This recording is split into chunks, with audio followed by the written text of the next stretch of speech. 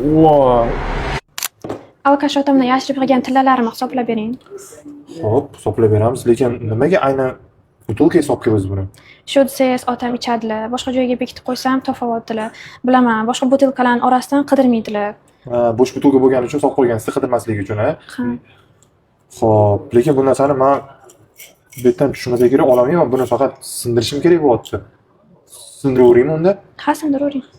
Xo'p, mana sochiq olib keldim, mabodo sachrab ketsa, uchib ketmasligi uchun. Hozir molotogam bor edi, o'shani oldim. Ehtiyot bo'lasiz, lekin.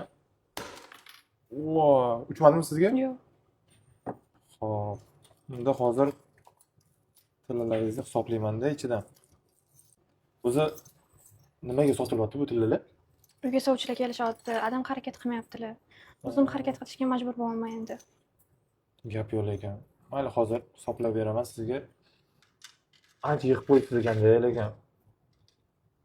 Qarang, bular probalarni o'zi bilarmiz nechiligini? Ha, bilardim. Bular hammasi 585. Bo'ldi. Xo'p, bu ham 585 ekan. Xo'p, 585 bo'ladigan bo'lsa 285 u 18. Bugungi kunda 585 pul, mana 900 mingdan olamiz ham. Xo'p, 256 million 662 ming bo'lyapti. Ozgina qo'shib bering ustiga.